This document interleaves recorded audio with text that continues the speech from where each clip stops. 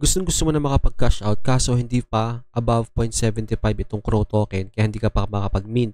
So pinagpipiliin mo yung Morion, Gear, Promote, Tier, Feather, Papyrus para makapag-mint ka na. Pero don't worry, gumawa ko ng Excel para malaman natin ano yung sunod na mas mataas sa Crow para dun ka mag-mint at makapag-cash out na.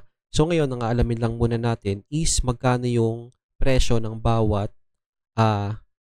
ito, Morion or bawat token na to sa ating server. So ngayon, ito ay 88, itong Morion. So kailangan kong i-update itong sheet ng 88 dito sa part na to. Then dito naman sa gear, ang kailangan is meticulous aircraft component which is 8,000. Okay, ilalagay na natin itong 8,000. Next is itong promote. Ang kailangan sa promote ay higher seal of advancement na nagkakahalaga ng magkano yun? 15K. So, hindi pa siya nagbabago. Next is frozen tier, I believe. Magkano siya? 2191. Then, piece of sky from Feather, 1989. At syempre, panghuli, itong Ancient Papyrus na nagkakahalaga ng ito guys, 345. Ayan. So, okay na yung table natin. So, ngayon, ang ating magiging base na dayas, itong promote yung pinakamataas. Halimbawa ay meron kang 15,000 na dayas. So, ano yung pipiliin mo dyan? So, sa Crow kasi, ang halaga ng 15K dito sa part na to, magkakakuha ka ng Crow token na 178. Dito ko siya ilalagay, 178. So, yung total niya in pesos ay 7,295. Ngayon, usapang Morion naman tayo. Dito, equals 15,000 kasi yung ating gagamitin. Divided by ito. So, meron kang 17. 170. So, ang nagkakahalaga yun ng 4,172. So, pag pupunta naman tayo sa gear, 15,000 divided by 2. Ito. So, 875. So, supposedly, isa lang. So, ngayon, ang gagawin ko muna ay dadalwahin ko muna to. Babalikan ko siya later on para may tama natin. So, 2. Ngayon ay 5272. So, ito 15K. Ito yung ano natin. Kaya 1. Sa tier naman tayo.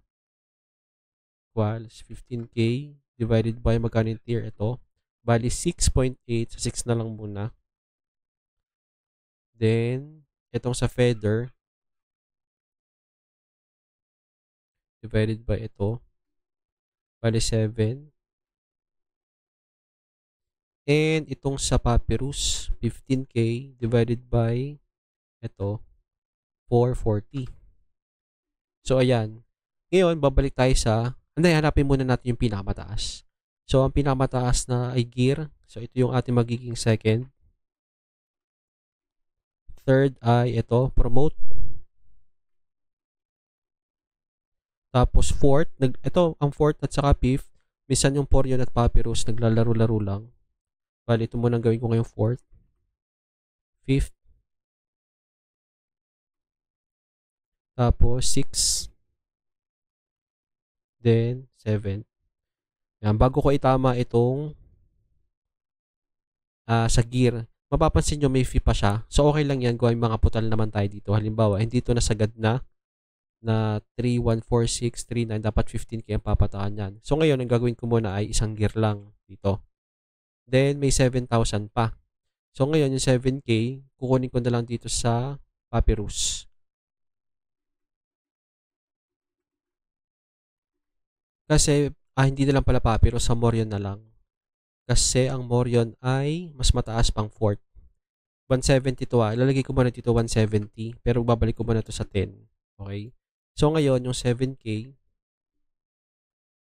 yun ang natira, divided by ito. So, meron tayong 70. Papatak na 70, 80. So, 1963. 1963 sa promote. So, ito equals plus 1963. Tama. Yan, 6K. Laki din ah.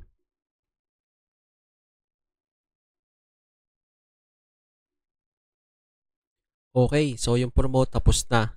So, yung more yun ipapanghuli ko na. So, yun ang ating magiging pinaka-base ngayon. So, itong tier, 15K kasi kulang pa tayo ng equals. Ito, kulang pa tayo ng para ano, sakto. Minus, ito, 1854. So, equals 1854 divided by ito. Kasi dapat ito 10. So, 2. May madadagdagan tayong 2. Ito ay 20. Bali, 491. 491 equals plus 491. Okay. So, tapos na yon. Then, dito na tayo sa feather na. So, 15K minus ito. Kulang pa tayo ng 1,077. 1,077 divided by ito. Bali, isa lang. Bali, ito na yon. 245.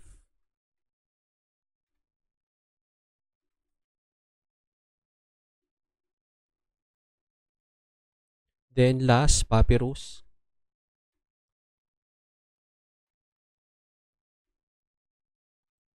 1,2.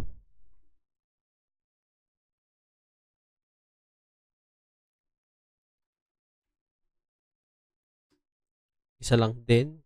Bali, 245.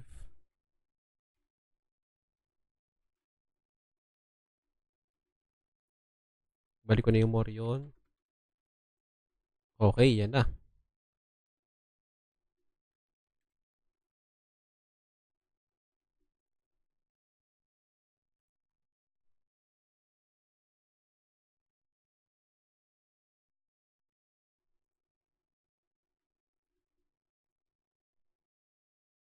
Wait lang, inayos ko lang. 4334.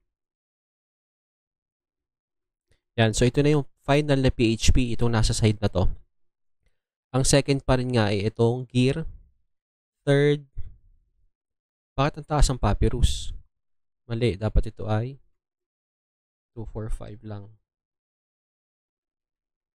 Yan.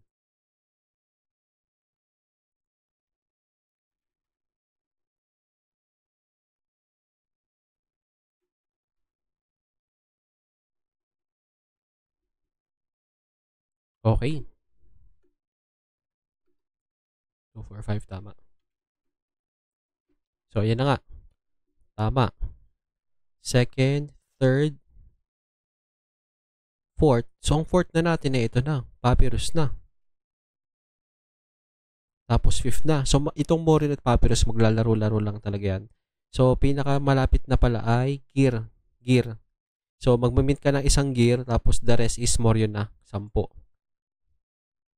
Alright. So, hindi naman siya nalalayo. Magkano yung discrepancy nun? Almost 1,000 sa gear. So, guys, kung may 15,000 dice kayo at gusto nyo na maging pera, kung hindi kayo manghihinayang sa 1K, diretso nyo ng gear. So, yung isa, mag-mint kayo ng isang gear at yung isa, mag-mint naman kayo ng natitira puro dito sa Morion. Tapos, makukuha nyo siya. Yun na yun. Yun lang guys, buyers. And I'm out.